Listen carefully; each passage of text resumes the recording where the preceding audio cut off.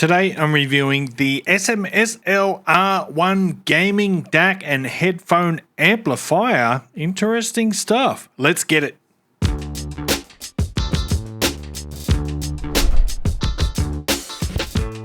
What's cracking, audio fans? It's David here from Prime Audio Reviews. Check out the R1 here. It is, in my opinion, it is a pretty neat looking little device. It's coming in at a price of around $72. And where should I start today? Maybe I'll start with talking about who is this for. Well, primarily gamers. It is designed with gaming in mind, and probably for someone who wants to upgrade their PC's sound without going overboard, without getting into all that complicated hi-fi stuff, and without spending too much money. So this is the solution. Let's have a look at the exterior. First of all, you've got an input select button here. So a short press will select the input, a long press turns the device on and off, and then there's an EQ button. And there are 4 different EQ modes, and you just cycle through them by pressing that button, and it has a corresponding LED to show you which EQ mode you're in. There's another LED here that shows you your selected input, and then there are level LEDs which jump up and down with sound, and I'll show you that when I power it on shortly. There are 3 gain sliders here. So the first one is your mic volume. Yes, microphone, because this has a microphone pass-through, essential for many games.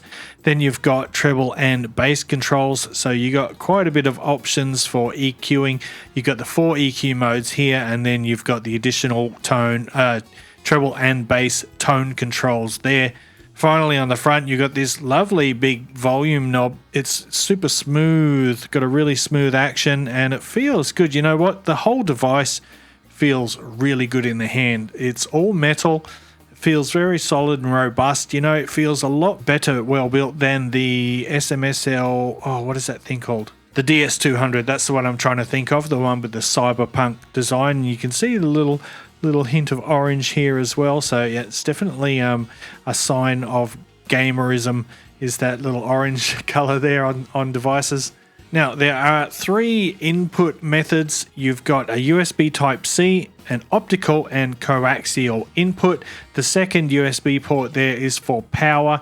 You don't need that all the time. I mean, you don't need that if you're using USB-C as your input. However, if you are using optical or coaxial, you do need power. You don't necessarily have to plug it into a PC. You can just use any external power supply for that one.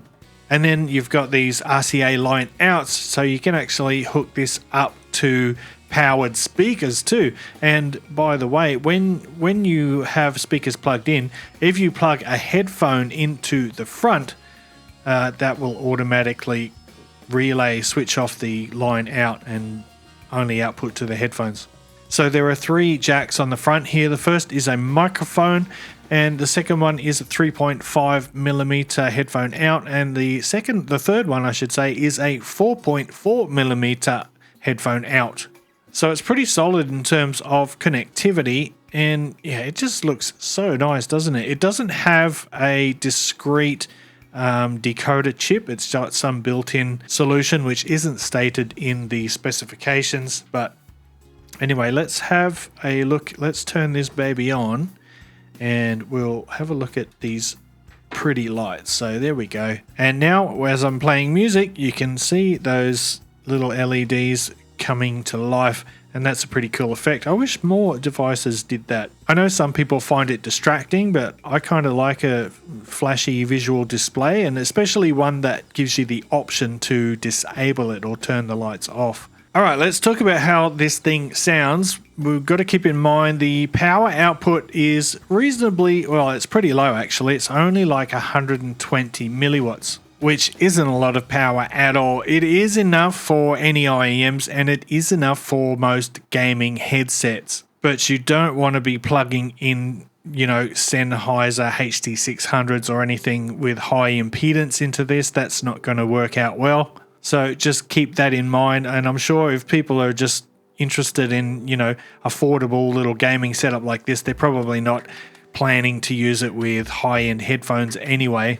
But in regards to the sound, I tested this with a bunch of IEMs and a couple of full-size headphones, easy to drive headphones that is, and yeah, it sounds great. It is not on par with, you know, hi-fi gear or dedicated audio DACs, but that's hardly surprising, you know, at a total of $72. But for most people, you will definitely hear an audio upgrade compared to, say, your laptop output or your PC output. If it's coming, you're plugging straight into your motherboard, switching over to this will give you better audio quality, and then you just get this, oh man, I love this volume dial, it's so cool. Plus you get the extra tone controls and the EQ modes. Oh look, let's cycle through some of the EQ modes. So that's what the LEDs look like. It's such a cool little device. Anyway, back to the sound. So yeah, I found the staging was really good, which is obviously important for games, so you can hear the position of enemies, whether it be footsteps or gunfire. You can cycle through the EQ modes to find the one that suits you best. Like one of the EQs, I think it's number 2, has a little bit of a fuller sound, a bit more bass, whereas 3 and 4, they sort of boost the upper mid-range more, so it's great for hearing footsteps. The stage has pretty good forward depth as well, so you can tell sort of how far away in front of you enemies or teammates are, as well as how far they are spread to the left and right. And overall, it's just a really solid sounding little device, but like I said, don't go plugging challenging headphones into it and expecting great things. That's not going to happen. But for just general gaming headsets or any in-ear monitors or earphones, this is going to just do the trick perfectly. Not a lot more to say about that. That is the SMSL R1. It's a fun, cool little device. Can't get over how solid it feels in the hand. It's so nicely built. Anyway, I'm going to wrap it up there. Thanks for watching the video. If you liked it, give it a thumbs up. Par Family Audiophile style. If you're new here, hit that subscribe button before you go. And until next time, I'll see you later.